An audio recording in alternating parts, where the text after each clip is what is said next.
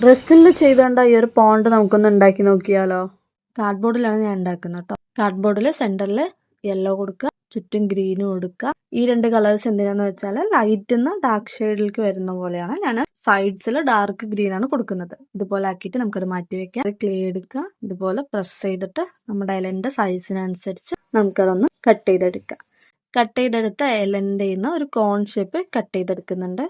ഇത് താമരന്റെ ഇല ഈ ഒരു ഷേപ്പ് ആണല്ലോ, സോ അതുകൊണ്ടാണ് അത് കട്ട് ചെയ്തെടുക്കുക. കുറച്ച് ലൈൻസ് കൂടി നമ്മുടെ ഇലയ്ക്ക് വരച്ചു കൊടുക്കുക. ഞാൻ ഈ കളറല്ല ഇലയ്ക്ക് ഉദ്ദേശിക്കുന്നത്, അതുകൊണ്ട് ഞാൻ നമ്മുടെ താമരന്റെ ഇലയ്ക്ക് ഗ്രീൻ കളർ ഇതുപോലെ ഒന്ന് അടിച്ചു കൊടുക്കുന്നുണ്ട്. അതിനുശേഷം യെല്ലോ കളറിൽ ക്ലേ എടുക്കുക, ഇതുപോലെ പ്രസ് ചെയ്തിട്ട് കുറച്ച് ലൈൻസ് ഇട്ട് കൊടുക്കുക. ഇതെന്തിനാന്ന് വെച്ചാൽ നമ്മുടെ താമരന്റെ സെന്ററിൽ ഒരു പോർഷൻ ഇല്ലേ, അതിനു വേണ്ടിയിട്ടാണ്.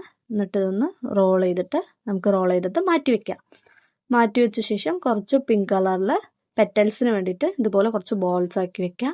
നമ്മുടെ ഇല എടുക്കുക, ബേസ് ആയിട്ട് ഒരു പിങ്ക് വെക്കുക, നമ്മൾ ഉണ്ടാക്കി വെച്ച ആ യെല്ലോ പോർഷൻ വെക്കുക.